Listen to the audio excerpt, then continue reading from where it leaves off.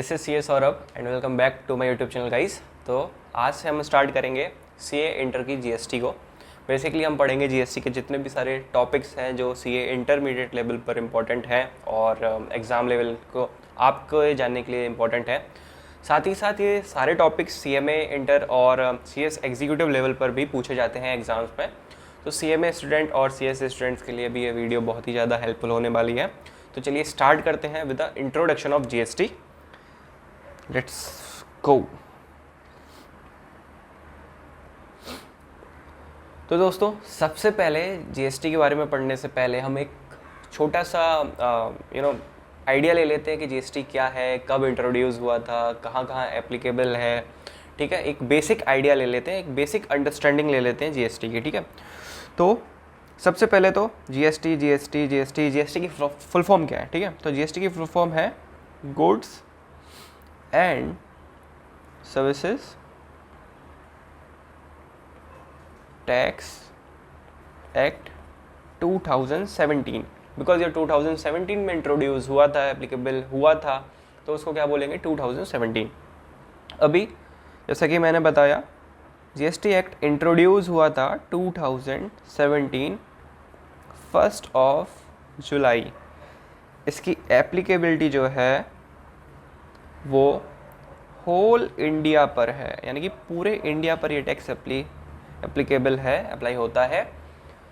जैसा कि हम सब लोग जानते हैं, किसी भी एक एक्ट में हर एक पर्टिकुलर वर्ड का, हर एक इंपॉर्टेंट वर्ड का एक डेफिनेशन होता है। तो ऑब्वियसली इसमें भी सारे डेफिनेशंस आपको मिलेंगे कि इंडिया में हम क्या कवर करते हैं, बेसिकली इंडिया से हमारा क्या मतलब है। ठीक है, उसके बाद जीएसटी बेसिकली एक इनडायरेक्ट टैक्स है, इनडायरेक्ट नेचर का टैक्स है। तो अभी ये इनडायरेक्ट टैक्स क्या होता है, डायरेक्ट टैक्स क्या होता है, जो लोग फर्स्ट टाइम इस वीडियो को देखेंगे तो मैं आगे आपको बताऊंगा कि हम डायरेक्ट टैक्स और इनडायरेक्ट टैक्स को कैसे बाइफरकेट करते हैं, क्या डिफरेंसेस है दोनों टाइप ऑफ टैक्सेस में। ठीक है, अभी जीएसटी तो लगा जैसे कि 2017 में, ठीक है, अप्लाई हुआ 2017 में, उससे पहले कुछ तो होगा। तो उससे पहले भी इनडायरेक्ट टैक्स के बकेटिंग के अंदर काफ़ी सारे टैक्स थे।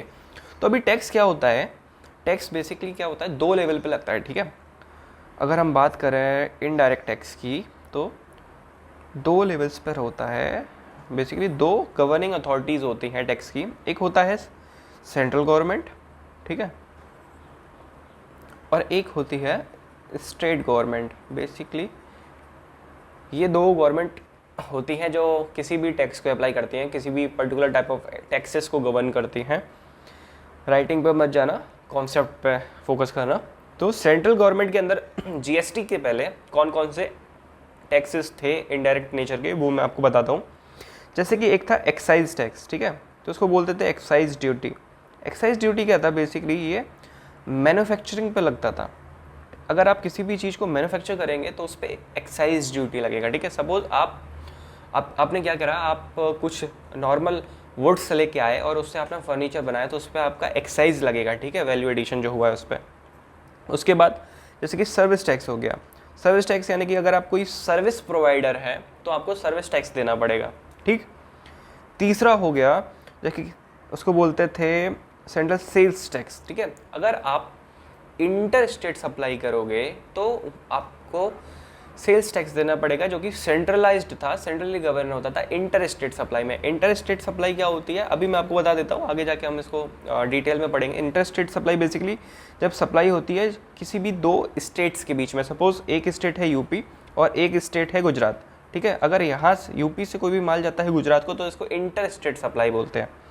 इसी तरीके से सेंट्रल गवर्नमेंट तो ये हो गया, एक स्टेट गवर्नमेंट भी कुछ टैक्सेस को गवर्न करती थी, जिसका पैसा जो कलेक्ट होता था वो स्टेट गवर्नमेंट को जाता था। बेसिकली सेंट्रल गवर्नमेंट और स्टेट गवर्नमेंट से मेरा मतलब ये है कि जो भी टैक्सेस के रूल्स होंगे, ठीक है, लॉ के जो भी रूल्स होंगे, वो ये पर्टिकुलर गवर्नमेंट ही फॉर्म करेगी। जैसे एक्साइज से related rule central government form करेगी, कितना रेट होना चाहिए, कहाँ कहाँ एप्लीकेबल होना चाहिए, किस चीज़ पर एप्लीकेबल होना चाहिए। सेम स्टेट गवर्नमेंट गवर्न करेगी, जो भी टैक्सेस स्टेट लेवल पर एप्लीकेबल है और उनका जो भी कलेक्शन होगा वो स्टेट को जाएगा, ना कि सेंट्रल गवर्नमेंट को। ठीक है, तो जैसे कि स्टेट लेवल पर वेट था, वैल्यू एडेड टैक्स बोलते थे। ठीक है, अभी स्टेट गवर्नमेंट पे जब सेल्स टैक्स लगता था तो वैसे जब इंट्रा स्टेट सप्लाई होती थी, इंट्रा स्टेट जैसे कि यूपी के एक पर्टिकुलर शहर आगरा से कोई भी माल जाता है कानपुर में, तो इस पर क्या होगा, ये होती है इंट्रा स्टेट सप्लाई। तो इसको बोलते हैं इंटर स्टेट, और इस पे जो भी टैक्स कलेक्ट होता था वो स्टेट गवर्नमेंट के पास जाता था। जैसे कि आप देखते होंगे कभी भी हम कैब बुक करते हैं तो उसको बोलते हैं इंटर सिटी, जब एक सिटी से दूसरी सिटी कैब जब भी जाती है inter city. Same goes for intra state, यानी कि inter state and intra state, basically एक पर्टिकुलर स्टेट से दूसरे स्टेट में इंटर स्टेट। तो ये बेसिकली एक छोटा सा ओवरव्यू था जीएसटी का। अभी हम समझते हैं जीएसटी में जो टैक्सेस हैं वो लगते कैसे हैं, ठीक है, और क्यों इम्पोर्टेंट था जीएसटी को, वो और भी ज़्यादा इम्पोर्टेंट रहेगा। तो चलो सबसे पहले उसी से स्टार्ट करते हैं, वाई जीएसटी, ठीक है। वाई जीएसटी, किसी भी चीज़ को समझने से पहले समझो कि उसकी नीड क्यों पड़ी, ठीक है। जैसे कि कोई भी एक छोटी से छोटी हम चीज़ इन्वेंट करते हैं तो ऑब्वियसली जब उसका नीड होता है तभी उसका इन्वेंशन होता है। तो वाई जीएसटी, जीएसटी बेसिकली इसलिए लगा क्योंकि कहीं ना कहीं किसी हर चीज़ पर डुअल इफेक्ट ऑफ टैक्स होता था। मतलब सपोज एक आपने कुछ घड़ी बनाई, ठीक है, उसकी वैल्यू थी 1000 रुपये, उस पर एक्साइज लग गया ऑलरेडी, तो 900 रुपये की घड़ी थी, उस पर एक्साइज लगा, वो था 1000 रुपये। अभी जब वो सेल करेगा उसको तो वो 1000 रुपये की चीज़ बेची जाएगी सपोज 1200 में, ठीक है। अभी यहाँ से मैन्युफैक्चरर के पास चला गया ट्रेडर के पास। तो अब चलो इसी से समझते हैं। सपोज किसी ने एक वॉच मैन्युफैक्चरर है, ठीक है, उसने एक वॉच बनाई जिसकी कॉस्ट थी 1000 रुपीज़, कॉस्ट थी मैन्युफैक्चरिंग कॉस्ट, ठीक है। अभी इस पे लग गया टैक्स सपोज 200 रुपये का एक्साइज, ठीक है, हो गया 1200 रुपये। इसके बाद क्या हुआ, इसने जब ये घड़ी बेची आगे, तब इसने बेची 1500 रुपये की, ठीक है। अभी 1500 रुपये में क्या इंक्लूड हो गया कि 300 रुपये का इस पर, एक सेकेंड इसको थोड़ा सा साइज़ को स्मॉल कर लेते हैं रेजर के, हाँ। अभी इस पर सेल्स टैक्स और लग गया, ठीक है, सेंट्रल सेल्स टैक्स लगा 300 रुपये का और ऐड हो गया। तो ये बेची बेसिकली इसने 1500 रुपये की, सपोज 1500 रुपये की ये घड़ी बेची इसने एक ट्रेडर को, ठीक है, जो नॉर्मल शॉप पे गई। उसने जब ये 1500 रुपये की घड़ी ली तो उसने आगे बेची जब उस किसी कंज्यूमर को विद इन स्टेट, तो उस पर क्या हुआ, स्टेट का टैक्स लग गया, ठीक है। अभी स्टेट का टैक्स सपोज लगा, हम अभी प्रॉफिट को इग्नोर कर रहे हैं, तो स्टेट का टैक्स लगा सपोज 200 रुपीज़, ठीक है। अभी इसका कॉस्ट हो गया 1700। नॉर्मल हुआ क्या, अभी ट्रेडर को क्या सबसे बड़ी दिक्कत पता है कहाँ आई, इस ट्रेडर को। ट्रेडर ने क्या करा भाई, सबसे पहले 200 रुपये का यहाँ टैक्स दे रहा है, 300 रुपये का ये टैक्स दे रहा है, टोटल उठा के 500 रुपये का टैक्स वो अपनी इनवर्ड सप्लाई पे दे रहा है, ठीक है। और आउटवर्ड सप्लाई पे जो वो आउटवर्ड सेल कर रहा है उस पर कितना टैक्स दे रहा है, 200 रुपीज़ का यहाँ पर टैक्स दे रहा है। टोटल उसको टैक्स कितना पे करना पड़ रहा है, टोटल उसको टैक्स पे करना पड़ रहा है 700। क्यों मैं ऐसा बोल रहा हूँ टोटल 700 टैक्स पे करना होता है, बिकॉज इनडायरेक्ट टैक्स में एक चीज़ होती है जिसको हम बोलते हैं input tax credit. Input tax credit क्या होता है, बेसिकली अगर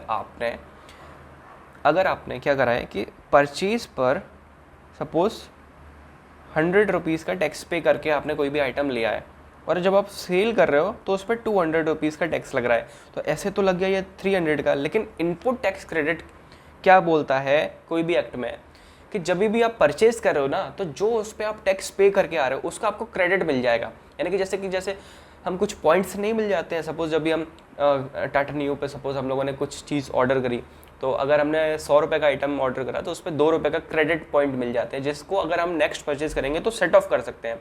same happens with input tax credit. Suppose हम आउटवर्ड कर रहे हैं, आउटवर्ड सप्लाई कर रहे हैं, आउटवर्ड सेल कर रहे हैं तो अपने से कंज्यूमर को, तो 200 रुपीज़ का टैक्स लग रहा है।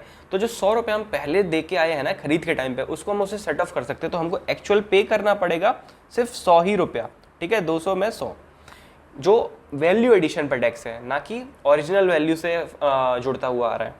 अभी जीएसटी से पहले क्या था कि आप सेंट्रल जितने भी टैक्सेस हैं उसका इनपुट टैक्स जो आप पे करके आ रहे हैं, आईटीसी लिखता हूँ मैं इसको, शॉर्ट में आईटीसी ही बोलते हैं, इनपुट टैक्स जो पे करके आ रहे हैं उसका क्रेडिट आप स्टेट टैक्सेस को पे करने में नहीं यूज़ कर सकते हैं। तो इस एग्जांपल में क्या हुआ भाई, उसका 200 रुपये तो उसको ऑलरेडी सेल पे देना पड़ेगा, ठीक है, और 500 रुपये वो खरीद के लाया है, जो खरीद पे आया है उस पर दिया है उसने, तो टोटल भाई उसका तो 700 लग रहा है, जबकि उसका लगना चाहिए था कितना, लगना चाहिए था उसका नील बेसिकली, क्योंकि वो ऑलरेडी सप्लाई पे अच्छा खासा टैक्स पे करके आ रहा था, ठीक है, परचेज पे सॉरी। तो इस डुअल टैक्स को, जिसको हम कैस्केडिंग इफेक्ट बोलते हैं, ठीक है, कैस्केडिंग इफेक्ट को हटाने के लिए जीएसटी का इंट्रोडक्शन हुआ। इससे क्या हुआ, एक तो इन्फ्लेशन कम हुआ, इन्फ्लेशन बेसिकली महंगाई, ठीक है, 100 रुपये की चीज़ अभी 110 में मिल रही, पहले सपोज 120 में मिल रही थी, तो इन्फ्लेशन कहीं ना कहीं हटा इससे। चौथी चीज़ क्या, और दूसरी चीज़ क्या हुई, सॉरी चौथी चीज़ पे आ गया, ऑब्वियसली चौथी भी होगी। तो दूसरी चीज़ क्या हुई कि पहले क्या था, अगर सपोज एक कोई पर्टिकुलर आदमी है जो मैन्युफैक्चर भी करता है और सर्विस भी प्रोवाइड करता है, तो उसमें क्या होता है कि उसको हर एक एक्ट के अंदर रजिस्ट्रेशन लेना पड़ता था, कि एक्साइज के अंदर भी लो रजिस्ट्रेशन, सर्विस टैक्स के भी अंदर लो, वैट के भी लो, सेंट्रल सेल्स टैक्स के भी लो, सबके अंदर रजिस्ट्रेशन लेना पड़ता था। अभी क्या हुआ है, GST is a single tax basically, जो सबको कवर करता है, तो एक पर्सन को सिर्फ जीएसटी के ही अंदर रजिस्ट्रेशन लेना है, ना कि 50 चीज़ों के अंदर। तो सबसे बड़ा एडवांटेज जीएसटी का ये हुआ है, कहीं ना कहीं बिजनेस करने में ईज आई है लोगों को, ठीक है। तो 1 रजिस्ट्रेशन ओनली, ठीक है, तो आपको एक ही रजिस्ट्रेशन लेना है जीएसटी के अंदर, इन्फ्लेशन कम हुआ, ठीक है, कॉम्प्लेक्सिटीज़ कम हुई, ठीक है, रेगुलेटरी कंप्लाइंसेस पर कहीं ना कहीं एक चेक पॉइंट लगा। बेसिकली पहले इतने सारे टैक्सेस को आपको देख के चलना पड़ता था, अभी आपको बस जीएसटी फॉलो करना है, ठीक है। तो रेगुलेटरी उसमें भी कहीं ना कहीं ईज हुई है, रेगुलेटरी कंप्लाइंसेस को परफॉर्म करने में, उनको ऑर्डर करने में भी कहीं ना कहीं, ठीक है, ईज हुआ है। तो दीज आर द बेसिकली की important things why GST was implemented at that time. अभी समझते हैं, जैसे कि एग्जाम्पल के तौर पे तो हमने एक सीख ही लिया है, अभी हम आगे सीखते हैं, जैसे कि हमने पहले देखा था, what is the difference, basically direct tax और इनडायरेक्ट टैक्स में क्या डिफरेंस है, ठीक है। तो सबसे पहले हम ये समझते हैं, आइए सी, डायरेक्ट टैक्स क्या होता है, डायरेक्टली एक पर्टिकुलर इंडिविजुअल पे लग जाता है, ठीक है। इनडायरेक्ट टैक्स क्या होता है, उसका जो चार्ज है वो शिफ्ट होता रहता है। डायरेक्ट टैक्स का आप शिफ्ट नहीं कर सकते। सपोज मेरा इनकम है 10 लाख का, ठीक है, तो मेरे को ही मेरा इनकम पे टैक्स पे करना पड़ेगा, direct tax. But indirect tax में ऐसा नहीं होता है, वो बर्डन पास ऑन होता रहता है टू द अल्टीमेट कंज्यूमर। जो अल्टीमेट कंज्यूमर होगा किसी भी चीज़ का, सपोज एक फ़ोन है तो एक मैन्युफैक्चरर ने बनाया, फिर एक होलसेल ट्रेडर के पास आया, सपोज होलसेल से रिटेल के पास गया, रिटेल से कंज्यूमर के पास गया, तो जितना भी टैक्स हुआ ना वो एड ऑन होके पास होता रहा, पहले मैन्युफैक्चरर से होलसेल ट्रेडर पे, फिर रिटेल पे, फिर कंज्यूमर पे। अल्टीमेट जो बियरर होगा उस टैक्स का वो होगा कंज्यूमर। तो सेम चीज़ हम यहाँ पर पढ़ेंगे। सबसे पहले आता है tax imposition.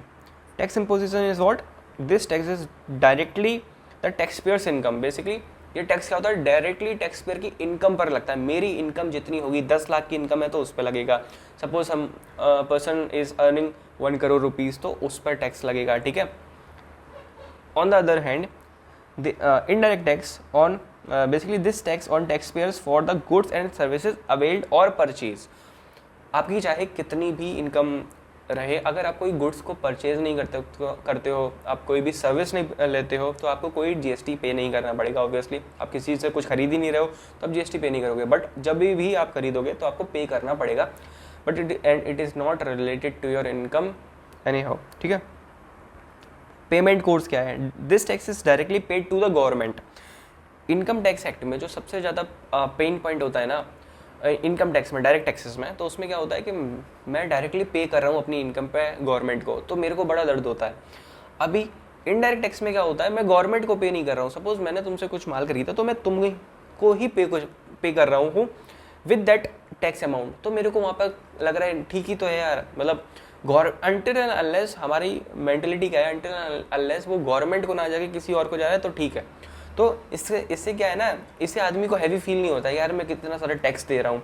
But direct taxation में आपको अल्टीमेट तुरंत हैवीनेस फील होने लगेगी, बिकॉज वहाँ पर आपको वो चीज़ पेन करेगी, ठीक है। उसके बाद आता है paying entity. These taxes are paid by individuals and businesses। Obviously एक इंडिविजुअल पे करता है बिकॉज वो बिजनेस अर्न कर रहा है या फिर कोई बिजनेस करता है।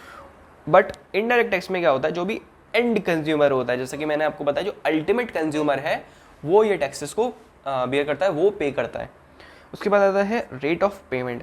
The rate of tax is decided by the government based on the profit and income. Basically आपकी जो भी इनकम होती है उसके बेसिस पर आपको टैक्स लगता है, जो कि अगर इंडिविजुअल इनकम है तो हम बोलते हैं स्लैब रेट पे लग रहा है, ठीक है। कॉर्पोरेट इनकम है तो एक फिक्स्ड परसेंटेज होता है, उस तरीके से आपको टैक्स देना पड़ता है। एक पर्टिकुलर टाइप की इनकम है तो आपको एक particular rate of tax applicable है। बट जीएसटी में क्या होता है, जीएसटी में भी कई सारे रेट्स डिफाइंड है कि एक पर्टिकुलर गुड्स पे कितना, एक पर्टिकुलर टाइप ऑफ गुड पे कितना टैक्स लगेगा। सपोज कुछ चीज़ों पे 12% लगता है, कुछ पे 2.5% लगता है, कुछ पे 1% लगता है, किस पे 2% लगता है। ये सब गवर्नमेंट डिसाइड करती है।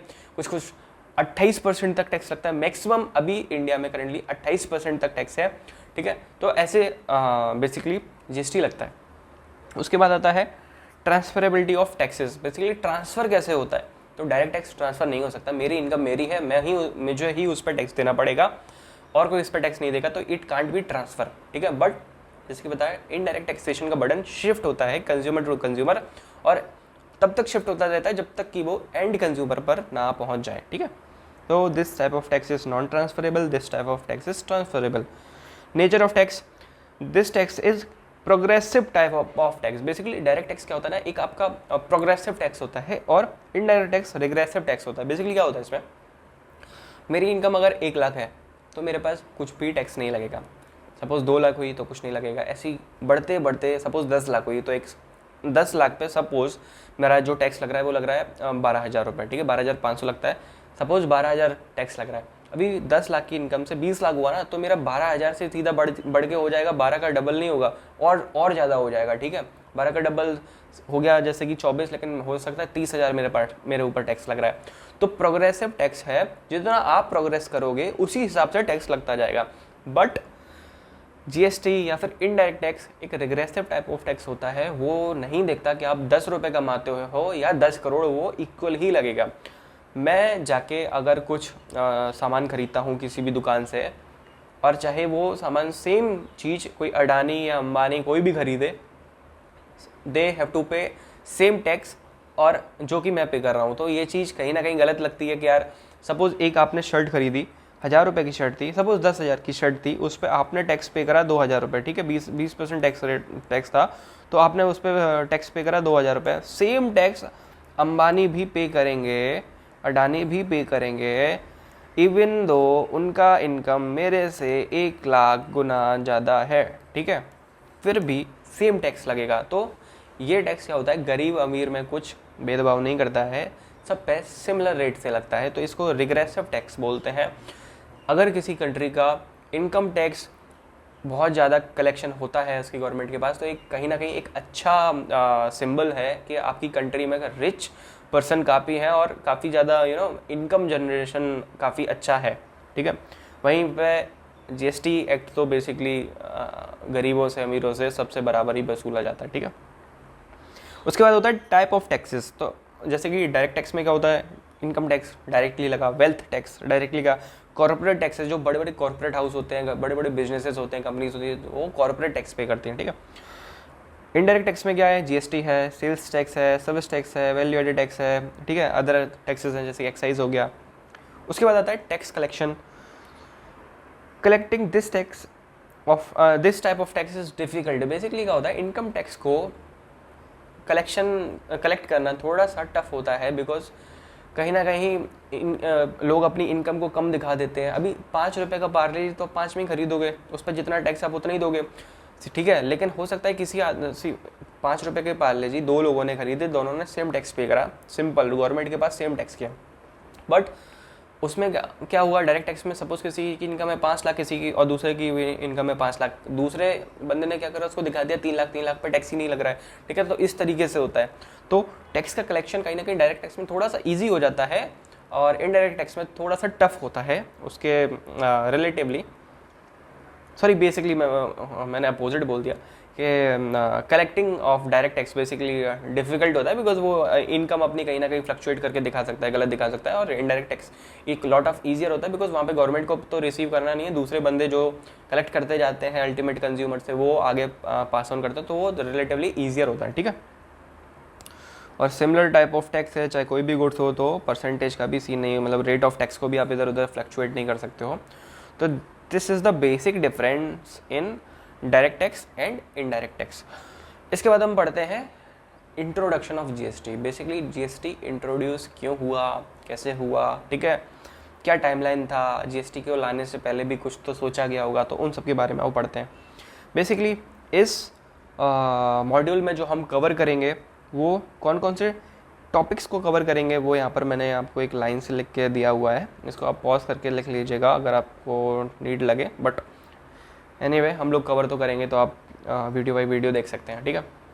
और ये काफ़ी शॉर्ट नोट्स हैं, मतलब बहुत ज़्यादा शॉर्ट भी नहीं है, बट काफ़ी सारे फालतू के मैं कहूँगा, जो एक होता है ना एक ही लाइन का 4 बार एक्सप्लेनेशन निकाले, तो मैंने एक ही बार लिखा है जो, और ऐसा लिखा है आपको समझ आ जाएगा बहुत ईजी वे में। तो कहीं ना कहीं ये शॉर्ट नोट्स भी इनको बोल सकते हो आप, जब भी रिवाइज करो तो इनको रेफ़र कर सकते हो डेफिनेटली, ठीक है। कहाँ मिलेंगे आपको, आप मेरे टेलीग्राम चैनल पे जाकर मेरे को पिंग कर सकते हो, मैं वहाँ पर आपको प्रोवाइड कर दूँगा, ठीक है। तो GST in India, basically introduction पढ़ते हैं जीएसटी के बारे में इन सिंपल वर्ड्स। बेसिकली इसमें मैंने सबसे पहले तो लिखा है टैक्स क्या होता है। तो tax is nothing but money that people pay to the government which is use to provide public services. Basically government tax collect करती है, उसी के थ्रू पब्लिक सर्विसेज देती है, जैसे कि राशन फ्री जा रहा है, तो ये कैसे जा रहा है, गवर्नमेंट के पास पैसा कहाँ से आ रहा है, टैक्सेस से आ रहा है, ठीक है। रोड्स कंस्ट्रक्ट हो रही हैं, इंफ्रास्ट्रक्चर बन रहा है, लोगों को कुछ कोई भी रिलीफ पैकेज दिया जा रहा है, तो वो सब का है। पब्लिक सर्विसेज जो भी कर रहे हैं, पब्लिक सर्वेंट है, जो भी गवर्नमेंट सर्वेंट, उनका सैलरी है, तो ये सब क्या है, हमारे टैक्सेस के थ्रू जाता है। कई बार लोग बोलते हैं कि कोई भी गवर्नमेंट एम्प्लॉय को देखते हैं तो बोलते हैं तू सैलरी मेरे टैक्स से ले रहा है, बट ऐसा नहीं होता है। बेसिकली वो भी तो अपनी सैलरी पर टैक्स दे रहे हैं, ऐसा नहीं है, सब टैक्स तो इक्वली दे रहे हैं, बट हाँ जो भी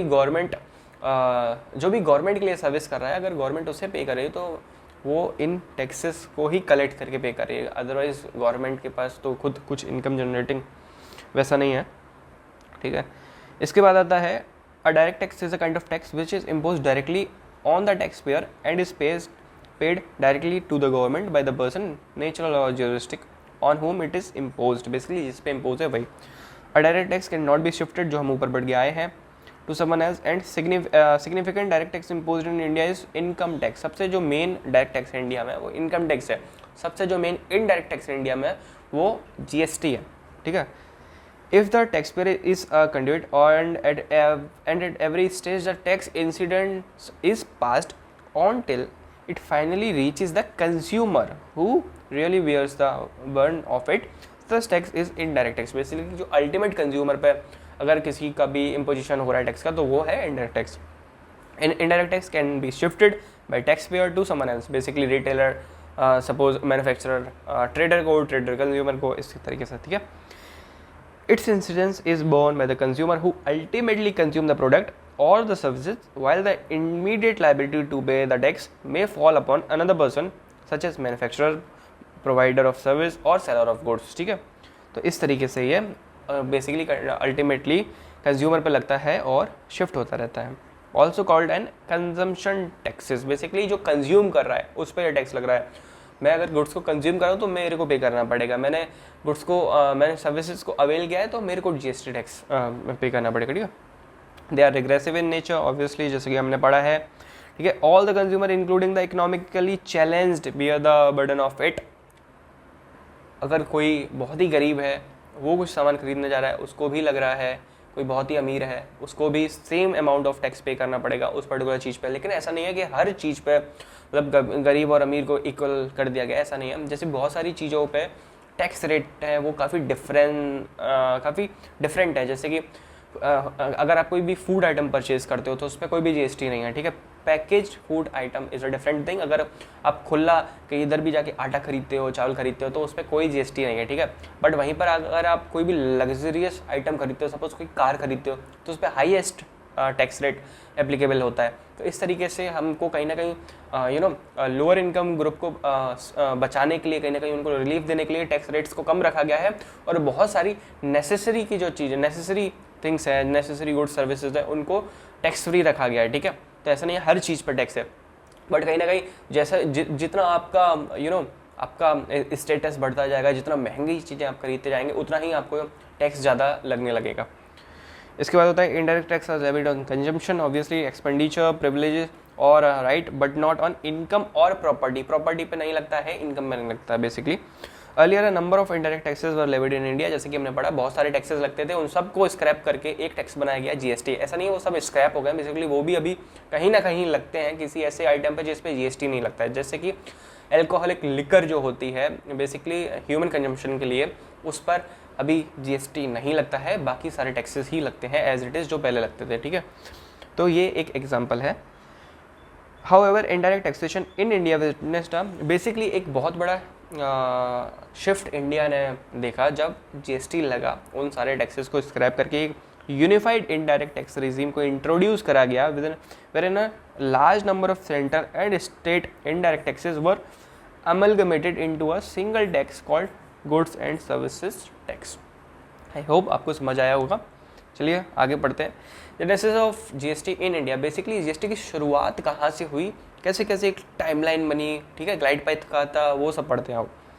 इन year 2000 the prime minister mooted the concept of GST and set up a committee to design a goods and services tax। Basically GST जब इंडिया में लगा उससे पहले काफ़ी सारी फॉरेन कंट्रीज़ में ये टैक्स आ चुका था, इंट्रोड्यूस हो चुका था, तो उसके बाद ही इंडिया ने देखा कि अच्छा इस टाइप का भी एक टैक्स लगाया जाता है जो यूनिफाइड टैक्स है, ठीक है, तो क्यों ना इंडिया में भी ये बेसिकली अप्लाई करा जाए। इंडिया के लिए भी हमारी इकोनॉमी, हमारे कंट्री के स्पेंड को देखते हुए, एक हमारे कंट्री के लोगों को देखते हुए एक लॉ को, यूनिफाइड लॉ को इम्प्लीमेंट करा जाए। तो एक कमिटी सेटअप करी जाती है, जीएसटी कमिटी सेटअप करी जाती है, बेसिकली एक सिमिलर लाइन में जैसे फॉरेन में होता है उसी तरीके से जीएसटी एक्ट को बनाने के लिए। इन 2003 the central government formed a task force of fiscal responsibility and budget management, which in 2004 strongly recommended fully integrated GST on national basis। Basically किसी भी चीज़ को अप्लाई करने से पहले एक कमिटी बैठाई जाती है कि इस चीज़ की ज़रूरत है या नहीं, और अगर हम इसको इम्प्लीमेंट करेंगे तो किस टाइप के चैलेंजेस हमको फेस करने पड़ते हैं। तो उस कमिटी ने 2004 में गवर्नमेंट को रिकमेंड करा कि yes we should apply GST on national level, ठीक है ना, पूरे देश पे जीएसटी लगाना चाहिए। उसके बाद हुआ subsequently the then union finance minister, basically जो फाइनेंस मिनिस्टर थे हमारे मिस्टर पी चिदम्बरम साहब, well presenting the union budget 2006 और 7 का यूनियन बजट जब वो प्रेजेंट कर रहे थे उस टाइम उन्होंने बोला था कि we will implement GST in 2010, ठीक है, फ्रॉम 1 अप्रैल 2010 से हम जीएसटी को अप्लाई कर देंगे, अनाउंस हो गया था। बट जैसा कि होता था सरकारी काम, बोला है 2000 में, सोचा है 2000 में, बोला है 2010 में, बट वो इम्प्लीमेंट नहीं हुआ, और तब तक नहीं हुआ जब तक यूपीए की गवर्नमेंट चली नहीं गई, जो कि था 2014 में। तो यूपीए की गवर्नमेंट ने सोच लिया था कि वो लोग जीएसटी को इंट्रोड्यूस करेंगे 2010 में 1 अप्रैल को, बट 4 साल तक उसकी डेडलाइन मिस होती गई उस गवर्नमेंट के टेन्योर में, और जीएसटी नहीं इम्प्लीमेंट हो पाया, ठीक है। तो अब इम्प्लीमेंट कब हुआ, कैसे हुआ, तो अब पढ़ते हैं। जैसे कि हमने पढ़ा 2000 में क्या हुआ था, बेसिकली एक प्राइम मिनिस्टर ने बोला कि हमको ज़रूरत है एक ऐसे जीएसटी मॉड्यूल की, ठीक है। 2006 में union finance minister P Chidambaram साहब ने अनाउंस करा कि ठीक है हम जीएसटी को इंट्रोड्यूस करेंगे 2010 में। 2014 the constitutional 122nd amendment bill was introduced in the Lok Sabha. 2016 में क्या हुआ, in August the constitution 101st amendment act was enacted.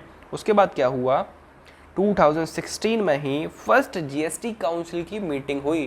GST council एक ऐसी काउंसिल है जो बहुत ही पावरफुल काउंसिल है, और वही हर चीज़ रिकमेंड करती है जीएसटी के अंदर जो भी चेंजेस होते हैं उसके लिए। 2017 in March GST council recommends 3 तरीके, बेसिकली 4 तरीके के taxes, CGST, SGST, UTGST, IGST and compensation cess. ज़्यादा हो गए ना, तो ये बेसिकली उन्होंने रिकमेंड करा 2017 1 मार्च, ठीक है। अप्रैल में क्या हुआ, बिल पास हो गया, 1 महीने के अंदर बिल पास हो गया, ठीक है। अप्रैल के बाद जुलाई में, बेसिकली 3 महीने के बाद, 1 क्वार्टर के बाद, 2nd क्वार्टर के स्टार्टिंग में 1 जुलाई को जीएसटी एक्ट इंट्रोड्यूस हुआ, ठीक है, except Jammu and Kashmir, because उस टाइम क्या हुआ था, आर्टिकल 370 भी था और भी चैलेंजेस थे। तो कोई भी एक्ट जब आप पढ़ोगे ना पुराना, तो उसमें लगा होता था applicable whole of India except Jammu and Kashmir. तो ये भी एक्ट जब पास हुआ था उस टाइम पर जम्मू और कश्मीर को एक्सक्लूड रखा गया था, ठीक है। 2017 1 जुलाई को जीएसटी एक्ट लॉन्च हो गया था। इसी के साथ साथ सिर्फ 8 दिन बाद यानी कि 1 हफ्ते बाद ये एक्ट जम्मू एंड कश्मीर पे भी अप्लाई कर दिया गया, उन्होंने भी अपना SGST एक्ट बना के दिया, ठीक है। तो बेसिकली 8 जुलाई को जम्मू एंड कश्मीर पे भरी GST एक्ट एप्लीकेबल हो गया था। तो ये एक बेसिक टाइमलाइन है GST का, कहाँ से सोचा गया, कब इम्प्लीमेंट करने का सोचा था, कब कमेटी बनी और कब वो एक्चुअल में इम्प्लीमेंट हुआ, ठीक है। 17 साल बाद जो आइडिया आया था उसके 17 साल बाद GST इम्प्लीमेंट हुआ एक्चुअली। चलो इसके बाद पढ़ते हैं व्हाट इज़ GST। सबसे पहले हम समझते हैं, ऑल्दो हम काफ़ी अपने इंट्रोडक्शन में काफ़ी हद तक काफ़ी कुछ समझ चुके हैं GST के बारे में, बट इससे एक फॉर्मल डेफिनेशन पढ़ लेते हैं। GST क्या है? GST is a value added tax levied on supply, ठीक है। Supply is a very important thing. जो भी GST में आप पढ़ोगे सबसे इंपॉर्टेंट है सप्लाई। अगर सप्लाई नहीं है तो GST ही नहीं है, ठीक है। तो सबसे इंपॉर्टेंट चीज़ है सप्लाई, याद रखिएगा। That is manufacture or sale of good and provision of services. Basically, it is a value-added tax. GST offers a continuous chain of input tax credit. जैसा कि मैंने आपको पहले बताया था कि पुराने टैक्सेस में एक सेंट्रल टैक्स को आप स्टेट टैक्स के लिए यूज़ नहीं कर सकते हो पेमेंट के लिए, तो ये GST ने वो चीज़ हटाई, ठीक है। तो it provides a continuous chain of input tax credit from the producers और good provider point up to the retailer level or consumer level, thereby taking only the value added at each stage of supply chain. The supplier at each stage is permitted to avail credit of GST paid on purchase of good and can set off this against the GST payable. Since only the value added at each stage is taxed, there is no tax on tax or cascading of tax under GST system. Basically tax पर tax अब नहीं लगता है। एक classic example है इसका, उससे समझते हैं। सबसे पहले आता है, जैसे कि मैंने आपको बताया 4 लेवल ऑफ डिस्ट्रीब्यूशन होता है किसी भी सप्लाई चेन में, manufacturer, distributor, retailer and consumer. और सबसे पहले पढ़ते हैं, सपोज कोई भी एक आइटम था जिस पर GST का 18% टैक्स एप्लीकेबल होता था, उसका कॉस्ट था 1 लाख रुपीज़। तो अभी क्या हुआ, मैन्युफैक्चरर ने जब बनाया तो उस पर कोई इनपुट टैक्स क्रेडिट नहीं था, ठीक है। ऐसे प्रिज्यूम करते हैं इस चीज़ को। तो उसने टैक्स कितना पे करा गवर्नमेंट को? 18,000 का टैक्स पे करा गवर्नमेंट को, सीधा सीधा। उस पर कोई टैक्स नहीं, उस पर कोई भी इनकम इनपुट था नहीं, तो पूरा पूरा उसने टैक्स पे करा। अभी क्या हुआ, जब उसने डिस्ट्रीब्यूटर को बेचा तो कॉस्ट थी उसकी 1 लाख रुपीज़। उसने प्रॉफिट उस पर अर्न किया करीबन 11,200 रुपीज़ का उसने प्रॉफिट उस पर बुक किया। अभी उसका सेल प्राइस क्या हो गया? 1,11,120 रुपीज़। इस पर 18% GST लगा, उसकी वैल्यू आई 20,016 रुपीज़। तो इनपुट टैक्स क्रेडिट, क्योंकि ये डिस्ट्रीब्यूटर ने जब मैन्युफैक्चरर से खरीदा था तो 18,000 का, याद है आपको, इनपुट टैक्स क्रेडिट दिया था, तो वो उसको क्रेडिट मिल गया। तो अभी एक्चुअल पेमेंट जो गया ना उसका, वो गया सिर्फ 2,016 रुपये, जो होता है 18% of its his profit basically on 11,200 rupees पर अगर आप 18% करोगे तो वो 2,016 रुपीज़ ही होगा। तो एक्चुअल जो वैल्यू एडिशन हुआ सिर्फ उसी पर टैक्स गया, ठीक है। तो वैल्यू एडिशन इस लेवल पर कितना हुआ था? 11,200, उस पर टैक्स लगा 2,016 रुपीज़। सेम जब वो रिटेलर पे गया तो रिटेलर ने एक तो कॉस्ट पूरा लिया, ठीक है, 11,200 का, उस पर प्रॉफिट ऐड करा अपना, सपोज उसका प्रॉफिट जो भी मार्जिन उसने लिया, उस पर जो सेल प्राइस आया उस सेल प्राइस पे GST लगा 18%, उसका वैल्यू हो गया 24,451। इतना टैक्स का वैल्यू हो गया। बट रिटेलर तो पे करके आया डिस्ट्रीब्यूटर को उसने कितना पे करा था? टोटल टैक्स पे करा था 20,016 रुपीज़ का, तो वो क्रेडिट ले लेगा, ठीक है। उसने क्रेडिट ले लिया तो एक्चुअल पेमेंट अब उसको कितना करना पड़ेगा गवर्नमेंट को? 4,435 रुपीज़ सिर्फ, जो कि होता है उसके वैल्यू एडिशन का 18%, यानी कि उसके लेवल पर जितना वैल्यू एडिशन हुआ उस पर 18%। सेम गोज टू कंज्यूमर के पास जब वो गुड गया तो उसका वैल्यू हो गया था इंक्लूडिंग GST 1,60,291.2। अब ये अल्टीमेट कंज्यूमर है, जितना टैक्स लगता हुआ आ रहा है वैल्यू एडिशन पे ये बियर करेगा उसको, ठीक है। तो पहले टैक्स लगा था 1 लाख, जो उसका वैल्यू आया था 1,35,840 प्लस जो टैक्स था, इस पे इनपुट टैक्स क्रेडिट निल है बेसिकली। ऐसा नहीं है बिकॉज ये पे करके नहीं आ रहा है, बट ये अल्टीमेट कंज्यूमर है, ये आगे उसको सप्लाई चेन में कहीं भी मूव नहीं करने वाला है। This he is the ultimate consumer. तो यहीं पर ये टैक्स खत्म हो जाएगा। तो इसको कितना पे करना पड़ेगा? उसको GST पे करना पड़ेगा 24,451.2, जो उसने ऑलरेडी पे कर दिया है टू द सप्लायर, ठीक है। तो यहाँ पर वैल्यू एडिशन हुआ निल, तो टैक्स भी लगा उस पर, एडिशनल टैक्स लगा उस पर निल। तो ये इस तरीके से ये पूरा जो है जीएसटी में वो फ्लो होता है टैक्स का पेमेंट टू द गवर्नमेंट। जो भी हम वैल्यू ऐड करते जाते हैं एट एवरी स्टेज सिर्फ उसी पे टैक्स लगता है, और जो पुराना टैक्स हम पे करके आए हुए होते हैं उसको अपनी सेल पर एडजस्ट कर लेते हैं। तो this is what we call input tax credit adjustment. ठीक, आई होप ये आपको समझ आएगा। इस एग्जाम्पल को आप दोबारा से रीड कर लीजिएगा तो आपको और अच्छे से समझ आ जाएगा कि किस लेवल पर क्या हो रहा है, कितना एडिशन हो रहा है प्रॉफिट का, उस पर कितना टैक्स पे हो रहा है। तो उस तरीके से आपको सब समझ आ जाएगा। कहीं पर भी कास्केडिंग ऑफ टैक्स नहीं है, कहीं पर भी डुअल इफेक्ट नहीं है टैक्स का, ठीक है। और टैक्स ऑन टैक्स नहीं है। सपोज 10 रुपये के माल पे 2 रुपये टैक्स लगा और उस पर फिर 1% टैक्स लगा तो 102 पे 1% टैक्स लग गया, तो ऐसा कहीं नहीं है, ठीक है। जैसे कि मैंने पढ़ा था, हम लोगों ने पढ़ा था आगे पहले वाई जीएसटी।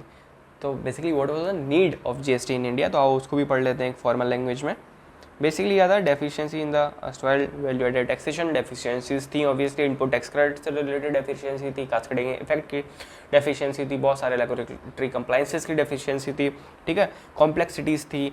तो उन सबको वो सब डेफिशिएंसी थी पुराने टैक्स सिस्टम की, उसको जीएसटी ने बेसिकली दवाई पिला दी, एक क्योर था, ठीक है, a cure for ill of erstwhile income tax regime. Deficiencies क्या थी? Under the earlier tax indirect tax regime application of central excise and VAT and state VAT are always remained piecemeal and fragmented on account of following reason. Certain transactions were supposed to dual taxation and were taxed as both goods and services. Basically क्या था, पहले कुछ transaction ऐसे भी होते थे जिसको goods भी ट्रीट करा जाता था, सर्विसेज भी ट्रीट करा जाता था, तो दोनों का टैक्स लग जाता था भाई। Since restriction between goods and services were often blurred, basically कोई डिस्टिंक्शन था नहीं कि क्या डिफरेंस है गुड्स में और सर्विसेज में, ठीक है। Earlier software was subject to both service tax and VAT. एक क्लासिक एग्जांपल है डेफिशिएंसी का सॉफ्टवेयर पे क्या होता था, सर्विस टैक्स भी लगता था बिकॉज उसको एज अ सर्विस भी समझा जाता था, और वैट भी लगता था जो कि गुड्स पे लगता है। This was much because both sales of good and provision of service were involve and therefore tax bill event under both the basically statute. Basically क्या होता था कि जब आप सॉफ्टवेयर सेल करते हो, तो सपोज एक पेन ड्राइव में सेल कर रहे हो, तो उस पेन ड्राइव को गुड्स मान लिया, बस सॉफ्टवेयर के अंदर जो इंटेलेक्चुअल प्रॉपर्टी है, जो भी एक थिंग है, उसको आपने सर्विस मान लिया। तो ये तो गलत हो गया ना, ऐसा नहीं होता। अभी क्या होता था, पहले value of good excise duty लगी थी, उस पर 12.5% 125 रुपये का टोटल। अब उसी पे 125 रुपये पे वैट लग रहा है, जबकि लगना चाहिए था 1000 पे, बिकॉज 125 तो वैट है, बट अभी टोटल लग रहा है 1125 पे। तो जो वो चीज़ बेसिकली क्या है थी, गलत थी, और इनवॉइस वैल्यू आपको बढ़ के आता था, तो कास्केडिंग ऑफ इफेक्ट होता था, ठीक है। अभी ये हो गया एक। CENVAT did not include chain of value addition in the distributive trade after the stage of production. Basically production के बाद कोई उसमें चेन नहीं थी। Similarly in the state level VAT CENVAT load on the good was not removed. Basically अगर आपने कुछ माल दूसरे स्टेट से खरीदा है और फिर अपने स्टेट में बेच रहे हो, तो आपने जो परचेज पे करा है टैक्स, उसको आप कहीं ना कहीं अपने सेल में एडजस्ट नहीं कर पाओगे, ठीक है। तो ये भी एक कास्केडिंग ऑफ टैक्स हो गया। In CENVAT and state level VAT set off one against the credit of another was not possible, ठीक है। क्यों नहीं पॉसिबल था? बिकॉज सेंट्रल गवर्नमेंट कहती थी ये मेरा टैक्स है, स्टेट गवर्नमेंट कहती है ये मेरा टैक्स है, तो वो कहता था मैं तुमको सेट ऑफ नहीं दूंगा, वो कहता है ठीक है मेरे को भी नहीं करना। तो अल्टीमेट भाई पेन किसको होगा? कंज्यूमर को होगा ना। तो ये सब डेफिशिएंसीज थी। Central sales tax CST was another source of distortion in terms of its cascading nature, since it was not non-wettable. Basically वो non-wettable था, उस पर भी आप वैट का इनपुट टैक्स क्रेडिट यूज़ नहीं कर सकते थे, बिकॉज वो सेंट्रल टैक्स था। Being an origin based tax, GST was also against one of the basic principle of consumption tax. Basically consumption tax वो होता है जो वहाँ लग रहा है जहाँ पे कंजम्पशन हो रहा है, बट सेनवेट में क्या था, जहाँ पर ऑरिजिन हो रहा है उस चीज़ का, वहाँ उसका अल्टीमेट पॉइंट ऑफ टैक्स है, वो प्लेस ऑफ टैक्स है। तो ये चीज़ भी गलत थी। If a dealer purchase good from manufacturer in Punjab, suppose एक एग्जांपल, एक पंजाब में एक मैन्युफैक्चरर था, उससे खरीदा 100 रुपये का, उस पर 2% CST था, सेंट्रल सेल्स टैक्स था 20%, तो उसने 2% था 20 रुपीज़ दिया, 1000 सॉरी यहाँ पर 1000 होगा, तो 1020 रुपीज़ का एक्चुअल में वो कॉस्ट हो गया। And sales within, suppose एक मैन्युफैक्चरर था, पंजाब से लेके आया, दिल्ली में बेचा, पंजाब से लेके आया तो उसको पड़ा 1020 का, ठीक है, 1020 का। अभी उसने दिल्ली में बेचा, उस पर अपना टैक्स लगाया 12.5%, तो उसने लगाया 150 रुपये। अभी दिक्कत क्या हो गई, तो क्रेडिट जो था 20 रुपये का वो तो उसको मिला नहीं, तो उसको 20 रुपये भी पे करना पड़ा परचेज पे, सप्लाई पे भी वो 150 रुपये पे करेगा। तो ये चीज़ कहीं ना कहीं गलत थी। इसी को क्योर करने के लिए आया हमारा जीएसटी, भगवान आ गया इनडायरेक्ट टैक्स मतलब उसमें, ठीक है, फ्रेमवर्क में जीएसटी भगवान बन के आया इन सब का। A comprehensive tax structure covering both goods and services different way, in a different way, ठीक है। In GST tax regime the major indirect taxes have been subsumed in the ambit of GST. Basically GST में ही समा गए। क्या हुआ कि भगवान ने एक दिव्य रूप धारण किया और सारे मनुष्य उसी में समा गए, ठीक है। There erstwhile concepts of manufacture or sale of goods or rendering of services are no longer applicable since the tax is now levied on supply of goods or services। अब जब सप्लाई करोगे तब लगेगा। मैन्युफैक्चर में क्या होता था, उसने सिर्फ मैन्युफैक्चर करा, लकड़ी से सपोज फर्नीचर बनाया, उस मैन्युफैक्चरिंग पर भी उस पर एक्साइज टैक्स लग गया because it was levied on manufacture. But यहाँ पर क्या है, सप्लाई पे लगेगा। एक हर टैक्स सिर्फ सप्लाई पे ही लगेगा जीएसटी के अंदर, until and unless there is no supply तो टैक्स नहीं लगेगा। अभी हम पढ़ते हैं framework of GST as introduced in India. GST के अंदर कुछ फ्रेमवर्क्स को इंट्रोड्यूस करा गया था, बहुत इंपॉर्टेंट टॉपिक्स हैं ये, तो इसको पढ़ते हैं। सबसे पहले था डुअल जीएसटी। इंडिया में क्या हुआ, डुअल जीएसटी लगाया गया। जीएसटी डुअल क्यों लगाया गया, बेसिकली एक टैक्स लगाया गया सेंट्रल लेवल पे जिसको हम बोलते थे सीजीएसटी, एक लगाया स्टेट लेवल पे जिसको बोलते थे एसजीएसटी। अगर आप इंटर स्टेट सप्लाई करोगे तो उसके लिए था आईजीएसटी, ठीक है। तो इस तरीके से अलग अलग टैक्सेस लगाए गए dual GST. India has adopted a dual GST module, the centre and states simultaneously levy GST on taxable supplies of goods and services or both which take place within a state or union territory, thus taxes imposed concurrently by the central and state tax। पहले क्या होता था, अगर central tax है तो same point पे उस पर सेंट्रल टैक्स नहीं लगता है, और सेंट्रल टैक्स नहीं लग सकता और स्टेट टैक्स नहीं लग सकता, पहले ऐसा था। अभी क्या हुआ है, सेम पॉइंट पे कॉन्करेंटली दोनों ही टैक्सेस एप्लीकेबल होते हैं, ठीक है, सेम वैल्यू पे। अगर 1000 रुपये का आइटम है तो दोनों टैक्स 1000 रुपये पे एप्लीकेबल होंगे, ना कि उस पर सपोज कुछ वैल्यू एडिशन हो गया because of some other tax of central, फिर उस पर स्टेट लग रहा है, ऐसे इस तरीके से नहीं होगा, ठीक है। अभी इसके अंदर क्या कौन कौन से टैक्सेस आ गए, सीजीएसटी, एसजीएसटी, आईजीएसटी, यूटीएसटी। जब इंट्रा स्टेट सप्लाई होती है विद इन अ स्टेट तो उसको बोलते हैं सीजीएसटी और एसजीएसटी टैक्स उस पर एप्लीकेबल होता है, सी और एस लिख रहा हूँ मैं।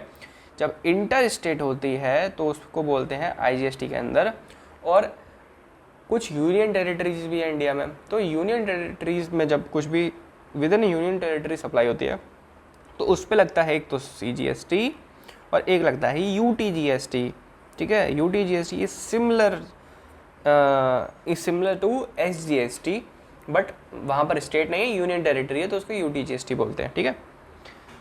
तो ये आपके टाइप ऑफ टैक्सेस हो गए विद इन जीएसटी, ठीक है।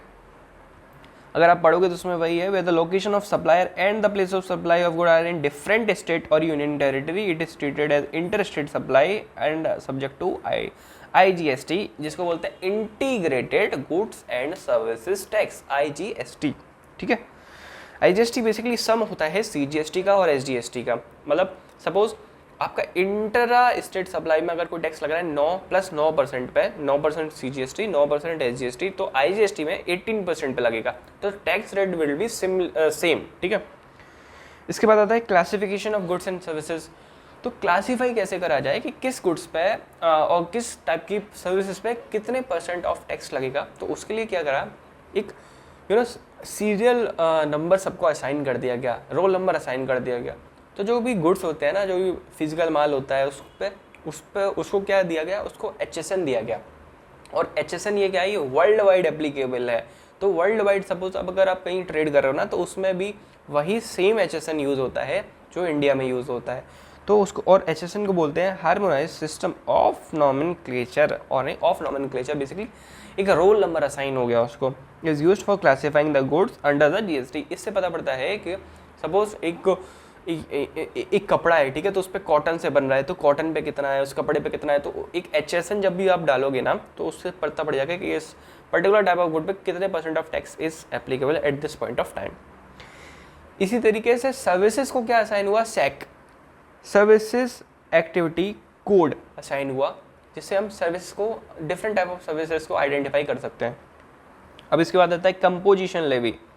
कंपोजिशन स्कीम क्या होती है? कंपोजिशन स्कीम उनके लिए होती है जो ना छोटे, जो बेसिकली ट्रेडर होते हैं, होलसेल ट्रेडर होते हैं और कुछ पर्टिकुलर टाइप ऑफ बिजनेस में इन्वॉल्व होते हैं, तो उनको कंपोजिशन स्कीम के अंडर भी बेनिफिट मिल सकता है। अगर वो चाहें तो कंपोजिशन लेवी का यूज़ करके टैक्स पे कर सकते हैं। For providing relief to small businesses, manufacturers, service providers, supplier of food articles, traders, etc., making intra-state supplies, a simpler method of paying taxes is prescribed, known as composition levy. Basically simpler method है, इसके returns मतलब कम frequency पे जाते हैं then normal GST, कम tax rate होता है इसके under, ठीक है, ये एक बेनिफिट है। 2.5% टोटल 5% रेट होता है, ठीक है, सॉरी 1% 2% रेट होता है एंड इट डेफर्स बेसिकली, कोई भी नोटिफिकेशन के बाद उसको डेफर कर मतलब चेंज किया जा सकता है।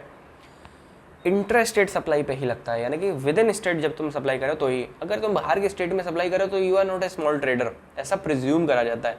तो अगर तुम इंटर स्टेट सप्लाई कर रहे हो और एक पर्टिकुलर टाइप ऑफ बिजनेस में इन्वॉल्व हो, पर्टिकुलर टाइप ऑफ सर्विसेज में इन्वॉल्व हो, तो ही आप कंपोजिशन लेवी के अंडर टैक्स पे कर सकते हो। इसको हम डिटेल में आगे पढ़ेंगे। फिर आता है रजिस्ट्रेशन। सबसे पहले GST पे किसको करना पड़ता है? GST पे उसी को करना पड़ता है जो GST में रजिस्टर्ड है। और GST में रजिस्ट्रेशन किसको लेना पड़ता है? एक लिमिट बताई गई है, अगर आपका बिजनेस इस लेवल पे पहुंच गया है तो आपको इस थ्रेशोल्ड लेवल पर आके GST ले लेना चाहिए, ले लेना पड़ेगा, ठीक है। Each supplier of good, provider of service is required to obtain registration in the state or union territory from where he makes the taxable supply if his aggregate turnover यानी कि total turnover exceed threshold limit during a financial year। Suppose financial year चल रहा है हमारा 22-23, उसके under उसके within that financial year ही आपका थ्रेशोल्ड लिमिट क्रॉस कर गया तो आपको तभी लेना पड़ जाएगा। Suppose by the end of the year अगर आपका क्रॉस कर गया तो आपको लेना पड़ जाएगा, ठीक है। तो इस तरीके से GST में रजिस्ट्रेशन लेना पड़ता है। The threshold limit of aggregate turnover prescribed for various state और UTs are as follows. State अभी क्या है, अलग अलग स्टेट की अलग अलग थ्रेशोल्ड लिमिट है, बट ऐसा भी नहीं, कुछ 4 स्टेट है जिसमें 10 लाख रुपए ही रखा गया है। याद कर सकते हो MMT basically make my trip to Nagaland, ठीक है। एक इसका याद करने का आपको पैटर्न बता देता हूँ, make my trip to Nagaland MMTN। तो बेसिकली ये जो 7 सिस्टर्स हैं ना, इसके अंदर अगर आप हो एक ट्रेडर या कोई भी बिजनेसमैन तो आपको 10 लाख रुपए का ही थ्रेशोल्ड लिमिट है। अगर आपका टर्नओवर क्रॉस करता है 10 लाख रुपए का तो आपको GST के अंडर रजिस्ट्रेशन लेना पड़ेगा, जिसमें सबसे पहले है नागालैंड, ठीक है। फिर बेसिकली इस चीज़ को इधर कर दो, Manipur, Nagaland, Mizoram and Tripura. Make my trip to Nagaland MMT Manipur, Mizoram, Tripura to Nagaland, ठीक है। आई होप आपको समझ आएगा। थ्रेशोल्ड लिमिट यानी कि इस अमाउंट से ऊपर अगर आपका टर्नओवर जाता है, नॉट ए प्रॉफिट, टर्नओवर अगर आपका जाता है तो आपको रजिस्ट्रेशन लेना पड़ेगा अगर आप सप्लायर हो with in these 4 state.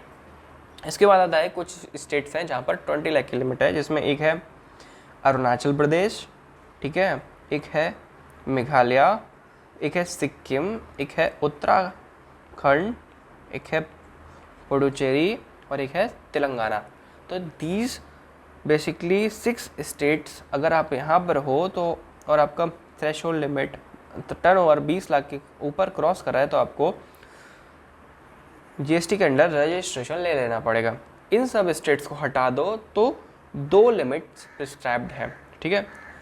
Goods के लिए अलग हैं बाकी स्टेट्स में और सर्विसेज के लिए अलग हैं। सपोज आप एक ट्रेडर हो यूपी में, तो आपका थ्रेशोल्ड लिमिट है 40 लाख। अगर आप गुड्स में ट्रेड करते हो तो आपका लिमिट है 40 लाख। बट अगर आप सर्विसेज में ट्रेड करते हो या फिर आप गुड्स और सर्विसेज दोनों में ट्रेड करते हो तो आपका थ्रेशोल्ड लिमिट है 20 लाख। ठीक है, अगर आप इन 4 और 6 10 स्टेट्स को हटा के इंडिया के और किसी स्टेट और यूनियन टेरिटरी में हो तो आपको सर्विसेज के लिए थ्रेशोल्ड लिमिट है 20 लैक्स और गुड्स के लिए है 40 लैक्स। अगर आप गुड्स और सर्विसेज दोनों देते हो तो फिर 20 लैक्स। ठीक है, जहाँ पे सर्विस ऐड हो गया 120 lakhs. State with threshold limit of 20 lakhs for exclusive supply of services या फिर बोथ गुड्स और services and threshold limit of 40 for, basically यहाँ पर आगे चला गया, फॉर गुड्स। ठीक है, however in certain specified cases mandatory registration is required under GST। कुछ ऐसे केसेस हैं जहां पर मैंडेटरी रजिस्ट्रेशन है even if your turnover is just ₹5 lakh और 2 lakhs। अगर आप उन सिचुएशंस में फॉल कर रहे हो तो आपको मैंडेटरी रजिस्ट्रेशन लेना पड़ेगा। ये कौन कौन से केसेस हैं इसको हम आगे पढ़ेंगे। एक एग्जांपल देता हूँ, इंटर स्टेट सप्लाई। अगर आप एक स्टेट से दूसरे स्टेट में सप्लाई कर रहे हो, भले ही आपका टर्नओवर कुछ भी हो, आपको मैंडेटरी रजिस्ट्रेशन लेना पड़ेगा। This is one of the example. ठीक है, इसके बाद आता है एग्जम्पशंस। एग्जम्पशंस मतलब छूट किस किस को दी गई है। तो law also contain provision for granting exemption for from payment of tax on essential goods और सर्विसेज। जैसा कि मैंने आपको बताया था, फूड आइटम पर कोई टैक्स नहीं है, एक एग्जाम्पल दिया था। इसके बाद आता है order of utilisation of credit. बहुत इंपॉर्टेंट है। Although GST provide a chain of input tax credit, but order of utilization is very very important in this। किस ऑर्डर में आप यूटिलाइज करोगे। ठीक है, सबको अब एग्जाम्पल के साथ ही इसको पढ़ते हैं। पहले आप थ्योरी पढ़ लेते हैं या फिर पहले एग्जाम्पल पढ़ते हैं, फिर थ्योरी अच्छे से समझ आएगी। सपोज एक क्या है, एक इलस्ट्रेशन है, इंटर स्टेट सप्लाई हुई है। ठीक है, विद इन स्टेट तो 2 तरीके के टैक्स लगते हैं, CGST एक SGST। तो वैल्यू ऑफ गुड था सपोज 1 लाख रुपये, उस पर 10,000 रुपये, उसमें 9% लगा CGST, 9% लगा SGST, टोटल हो गया 11,800 रुपये। अभी 900 रुपये CGST SGST लग गया है। इसके बाद 12,000 रुपये सपोज अगले बंदे ने कॉस्ट रखी, उस पर टैक्स लगा 9%, तो 1,080 टोटल हो गया 14,160। ठीक है, अभी क्या है, वो बंदा पे करके आ रहा है 900 CGST SGST। अभी उसके पास है 180 रुपीज़ का दोनों सेम CGST SGST। तो उसको जो एक्चुअल सबसे पहले अपना यूटिलाइजेशन किससे करना पड़ेगा। तो since B is the second supplier and have credit of CGST 900 SGST of 900, he will pay to the government as CGST output liability. पहले पे कर दी उसने 1,080 में से 900 उससे सेट ऑफ करके टोटल 180। SGST आउटपुट लायबिलिटी उसने सेम पे कर दी 180। दोनों का इनपुट आपका फुल्ली यूटिलाइज हो गया है। ठीक है, अभी हम आते हैं इंटर स्टेट सप्लाई में। इंटर स्टेट सप्लाई में क्या हुआ कि 10,000 रुपये का आइटम था। ठीक है, एक बंदा था MP में, एक ट्रेडर था, उसने UP में सेल करा तो इंटर स्टेट हो गया। 18% GST लगा, 11,800 रुपीज़ पर उसकी वैल्यू आ गई। Since A is the first supplier and doesn't have credit, he will pay 1,800 to central government. उसके पास कोई he was the first supplier, तो उसके पास कोई इनपुट टैक्स क्रेडिट नहीं है। इसी के बाद क्या हुआ, जब B पे वो सामान गया, उसने 20% का वैल्यू एडिशन करा, 12,000 में वो चीज़ बेची, उस पर टैक्स लग गया 18%। तो उसने IGST अपने इनपुट टैक्स क्रेडिट से आउटवर्ड सप्लाई का सेट ऑफ करके 360 एक्चुअल में पे करा। तो इसके तरीके से होता है। ठीक है, बट इसमें नहीं आया order of utilization is what. तो ऑर्डर ऑफ यूटिलाइजेशन में आपको बता देता हूँ। सपोज अगर कोई पर्सन है जिसने गुड्स को परचेज किया है फ्रॉम, आओ सबसे पहले यहाँ पढ़ते हैं। सपोज एक पर्सन है जिसने गुड्स को परचेज करा है फ्रॉम MP और वो है UP का, तो उसने पे क्या करा होगा, IGST पे करा होगा। IGST पे कितना करा होगा, सपोज उसने पे करा है 2,000 ऑफ IGST। अब उस पर्सन ने UP में ही, आगरा में वो पर्सन था, उसने किसी कानपुर के आदमी को माल बेचा और उस पर CGST और SGST पे करा। सपोज यहाँ पर पे करा 1,500 और 1,500, टोटल 3,000 पे करा। ठीक है, तो अभी क्या होगा, सबसे पहले वो अपने IGST के इनपुट टैक्स क्रेडिट को यूटिलाइज करेगा इन दोनों को पे करने के लिए, और किसी भी ऑर्डर में कर सकता है। बेसिकली पहले CGST को पे करेगा, फिर SGST को पे करेगा, ठीक है। तो this is the order of utilization. इसके बाद अगर हम आते हैं कंपनसेशन सेस पे, तो कंपनसेशन सेस क्या हुआ था, जब GST इंट्रोड्यूस हुआ था तो 5 सालों के लिए इंट्रोड्यूस करा गया था। क्यों इंट्रोड्यूस करा गया था? GST के आने के बाद कास्केडिंग इफेक्ट हट रहा था, ठीक है। टैक्स रेट्स जो थे वो एक यूनिफाइड हो रहे थे, तो कुछ में कम हो रहे थे। तो अभी क्या था, स्टेट वगैरह और सेंटर वगैरह बड़े टेंशन में थे कि यार मेरा कलेक्शन कम हो जाएगा। तो क्या करा गया, एक कंपनसेशन सेस लगाया गया कंपनसेट करने के लिए बेसिकली स्टेट्स को या गवर्नमेंट को, कि जो भी हमारा जो कम कलेक्शन हो रहा है वो इसके थ्रू हम कंपनसेट करेंगे। और कंपनसेशन सेस जो था वो लग्जरियस आइटम पर ही लगाया गया, नॉट ऑन एवरी आइटम। जैसे कि अगर आप कार खरीदते हो जिसकी वैल्यू 10 लाख रुपए से ज़्यादा है, तो उस पर कंपनसेशन सेस लगता है। ये सेस लगा था स्टार्टिंग में सिर्फ 5 सालों के लिए, बट इंडिया में ऐसा कुछ होता नहीं है। बहुत सारी चीज़ें इंडिया में जब आज़ाद हुए थे तो सिर्फ 10 सालों के लिए लगी थी। सेम ये भी टैक्स 5 सालों के लिए लगा, बट ये 5 सालों से बढ़ता हुआ अभी आगे बढ़ते ही चला जा रहा है। और अभी बोला गया है कि इसका लास्ट डेट होगा 31 मार्च 2026। लेट्स सी कब तक ये आगे और बढ़ता है। तो बेसिकली ये है आपका कंपनसेशन सेस। पान मसाला पे लगता है, टोबैको पे लगता है, ठीक है, जो सिन गुड्स बोलते हैं जिनको, उस पे लगता है। No GST and GST plus excise. कुछ ऐसे चीज़ें हैं जिस पे GST नहीं लगता है, और कुछ ऐसी चीज़ें हैं जिस पे GST भी लगता है और एक्साइज टैक्स भी लगता है, कोई दूसरा टैक्स भी लगता है। और इसको पढ़ते हैं तो no GST following are the goods और services outside the purview of GST। कुछ ऐसे गुड्स जिस पे GST नहीं लगता है, outside the purview of GST है। सबसे पहला alcoholic liquor for human consumption, जैसे कि मैंने आपको बताया था alcoholic liquor for human consumption, उस पर नहीं GST लगता है।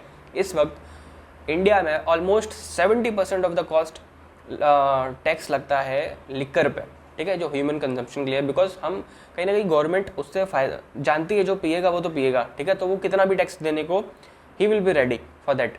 और गवर्नमेंट को कलेक्शन हो रहा है, और गवर्नमेंट कहीं ना कहीं ये भी बोलती है कि नहीं मैं हाई टैक्स लगा रही हूँ, इससे क्या होता है कि उसका कंजम्पशन कम होगा। ऑल्दो कंजम्पशन कम होता भी है, but not at very significant level. तो इससे क्या होता है, गवर्नमेंट को अच्छा खासा अमाउंट मिलता है। अगर वो GST के अंडर ले आएंगे तो सपोज वो 28% ऑफ टैक्स लगा रहे हैं, अभी लग रहा है 70% टैक्स, और वो सीधे 28 पे आ जाएंगे, तो कलेक्शन बहुत कम हो जाएगा। इसीलिए अगर आपको याद हो तो कोविड के टाइम पे, जब कोविड के लॉकडाउन की रूल्स को थोड़ा सा वीक करा जा रहा था, तो सबसे पहले जो गवर्नमेंट ने बोला था कि जो दुकानें खुलेंगी वो किसकी खुलेंगी, दारू की दुकानें खुलेंगी। लिकर शॉप्स सबसे पहले खुलवाए थे, बिकॉज भाई आदमी खरीदे, पैसा आए गवर्नमेंट के पास, बिकॉज इनफ्लो ऑफ मनी बिल्कुल रुक गया था। इसके बाद होता है petroleum, crude, diesel, petrol, ATF, basically aviation turbine fuel and natural gas, जो CNG वगैरह होता है। इस पे इस वक्त करंटली GST नहीं लगता है, हो सकता है इन फ्यूचर लगे, अभी नहीं लगता है। इसके बाद आता है cell purchase of immovable property. Real estate sector पर GST नहीं लगता है। इमूवेबल प्रॉपर्टी इमूवेबल मतलब कोई भी बिल्डिंग अगर आप परचेज कर रहे हो, कोई भी घर आप परचेज कर रहे हो, तब नहीं लगता है। और तब इस पर भी एक बेसिकली कॉन्सेप्ट है, आगे हम पढ़ेंगे। अगर सपोज वो कंस्ट्रक्शन स्टेज में है तो GST लगेगा, बिकॉज जब भी आप एक बिल्डर को पैसा देते हो घर बनाने के लिए, तो वो आप उससे सर्विसेज ले रहे हो। बट अगर आप बना बनाया घर खरीद रहे हो, ठीक है, ऑलरेडी बना बनाया घर खरीद रहे हो, तब उस पर GST नहीं लगता, बिकॉज वो ऑलरेडी बन चुका है। तो immovable good, because immovable goods की डेफिनेशन से ही बाहर है, तो उस पर GST नहीं लगता। Tobacco is subject to GST as well as central excise duty. Basically tobacco पे दोनों लगता है। क्यों? क्योंकि आदमी खाता है तो गवर्नमेंट के पास कलेक्शन ज़्यादा मिलता है। Opium, Indian hemp and other narcotic drugs and narcotics are subject to GST as well as state excise duty. जैसे टबैको पर सेंट्रल एक्साइज ड्यूटी है, सेम ओपियम मतलब चरस गांजा वगैरह जो होता है, जो लीगल होता है जितना, उस पर सेंट्रल एक्साइज ड्यूटी लगती है। तो ये हमारे कुछ थे इम्पॉर्टेंट फ्रेमवर्क ऑफ GST, जो आपको बहुत ही इम्पॉर्टेंट है याद रखना। एक चीज़ मैं और आपको बता देता हूँ, in order of utilisation of GST एक आपको चीज़ बता देता हूँ। सपोज़ आपके पास इनपुट टैक्स क्रेडिट है, IGST का भी है, CGST का भी है, SGST का भी है, ठीक है। इसका सपोज़ है 1000 रुपये, इसका है 500, इसका है 500, ये आपके पास इनपुट अवेलेबल है। अभी आपको अगर टैक्स पे करना है आउटपुट पर, वो पे करना है CGST 1000 रुपये, SGST 1000 रुपये। तो ऑर्डर क्या होगा, सबसे पहले जब आप यूज़ करोगे तो इनपुट टैक्स यूज़ करोगे, लॉ कहता है IGST का, सबसे पहले आप IGST यूज़ करोगे। तो आपने IGST जब यूज़ करा तो IGST का आपके पास क्रेडिट था 1000, तो सपोज आपने IGST सिर्फ एक में यूज़ कर लिया, सिर्फ 1000 इसी में यूज़ कर लिया। आप किसी भी प्रोपोर्शन में यूज़ कर सकते हो, लेकिन सबसे पहले आपको वही करना है। सपोज आप CGST ना पे करके पूरा SGST पे कर दो, ठीक है, ये 200 पे कर दो, ये 800 पे कर दो, लेकिन आपको सबसे पहले IGST ही यूज़ करना है। First you will use IGST and it can be used for payment of CGST, SGST as well as IGST liability, ठीक है। अगर यहीं पर लाइबिलिटी में आपका सपोज IGST होता 200 रुपीज़, तो सबसे पहले आपको पे करना पड़ता IGST, यानी कि सबसे पहले यूज़ भी IGST होगा, सबसे पहले पे भी IGST होगा, ठीक है। तो सपोज हमने 200 रुपये ये पे कर दिया, बचा 800 रुपये, तो 800 रुपये से पूरा मैंने SGST को पे कर दिया, अभी CGST को पे कर दिया, तो CGST का भी लाइबिलिटी कितना बचा 200 रुपये, SGST पहुँचा पूरा 1000 रुपये। अब क्या होगा, इन मतलब सेकेंड ऑर्डर क्या आता है, सेकंड में आता है, आप सेकंड में CGST भी यूज़ कर सकते हो, SGST भी यूज़ कर सकते हो, ठीक है, अभी किसी भी प्रोपोर्शन में यूज़ कर सकते हो, बट CGST का payment, CGST will be used only for IGST और CGST पेमेंट। CGST से आप SGST का नहीं कर सकते, सिमिलर वे में SGST से आप IGST और SGST का ही पेमेंट कर सकते हो, यानी कि स्टेट टैक्स से आप स्टेट का कर सकते हो या फिर IGST का कर सकते हो, सेंट्रल टैक्स से आप सेंट्रल का कर सकते हो या फिर IGST का कर सकते हो। तो अगर मेरा सपोज़ अभी इनपुट बचा हुआ है CGST का 500 रुपये, तो मैंने उससे 200 रुपये यूज़ कर लिया, ठीक है, इनपुट अभी भी मेरा 300 रुपये बच जाएगा। सेम फैशन में SGST मेरा 500 रुपये सिर्फ था, तो 500 रुपये यहाँ पर मैंने एडजस्ट कर लिया, बट अभी मेरे को SGST का आउटपुट लाइबिलिटी और है 500 का, तो इतना मेरे को एडिशनल पे करना पड़ेगा, ठीक है। तो इस तरीके से होता है। अगर मैं आपको एक चार्ट फॉर्म में समझा दूँ ये बात तो और अच्छा रहेगा। So if we have input of suppose IGST, CGST and SGST, SGST, तो first we will use this for the payment of same order, ठीक है। फर्स्ट रहेगा IGST, सेकंड में आप कुछ भी कर सकते हो, चाहे CGST कर लो चाहे SGST कर लो। फर्स्ट ये है, सेकंड में आप कुछ भी यूज़ करो, और ये आप यूज़ करोगे फॉर IGST पेमेंट और CGST पेमेंट, ये आप यूज़ करोगे IGST पेमेंट और SGST पेमेंट। आई होप आपको ऑर्डर समझ आया होगा कि किसका क्रेडिट हम पहले यूज़ करेंगे और कौन सी आउटपुट लाइबिलिटी को हम पहले पे करेंगे। तो ये थी आज की हमारी पहली वीडियो रिलेटेड टू GST, जिसमें हमने काफ़ी इंपॉर्टेंट टॉपिक्स को कवर करा। आज के बाद हम जो नेक्स्ट वीडियो बनाएंगे उसमें हम पढ़ेंगे कुछ कॉन्स्टिट्यूशनल प्रोविजंस के बारे में। क्या ये सब पढ़ना हमारे लिए इम्पोर्टेंट है? ये सब पढ़ना हमारे लिए इम्पोर्टेंट है, you know, to basically build our base. किसी भी बड़ी फॉर्मेशन को बनाने के लिए बेस स्ट्रॉन्ग होना बहुत इंपॉर्टेंट है, तो GST का बैकग्राउंड एटलीस्ट होना बहुत इंपॉर्टेंट है। तो इन सब चीज़ों से आपको बैकग्राउंड मिलेगा तो आपको और इंटरेस्ट बनेगा। GST जब आप अपने आर्टिकलशिप में जाओगे तो आपको बहुत यूज़फुल होगा, ठीक है। Knowledge of GST very important for that period. Obviously exams में तो आपको बहुत यूज़ करेगा ही, बहुत हेल्पफुल है ही, बट आफ्टर इंटरमीडिएट जब आप आर्टिकलशिप में जाओगे तो आपको ये बहुत ही ज़्यादा हेल्प करने वाला है, तो इसको बहुत अच्छे से पढ़ना, ठीक है। तो आज का वीडियो हम यहीं पर एंड करते हैं। This video will last for I guess for 40 minutes, I guess 40 और 50, मैं जो भी एडिट करूँगा तो दिखता हूँ। इस वीडियो को पूरा देखिएगा एंड तक, ताकि आपके कॉन्सेप्ट्स थोड़े और अच्छे से क्लियर हो पाए। आपको नोट्स चाहिए हो तो मेरे को बताइएगा with on my Telegram channel, मैं आपको शेयर कर दूँगा। आपको कैसी लगी है वीडियो, आप प्लीज़ फीडबैक अपना प्रोवाइड करिएगा कमेंट सेक्शन में, और नेक्स्ट वीडियो के लिए इस चैनल को सब्सक्राइब करिए, प्लस नोटिफिकेशन का जो बेल आइकन है उसको भी दबा दीजिए, ठीक है। तो चलिए मिलते हैं आपको after some time in second video. तब के लिए tata, good bye, take care.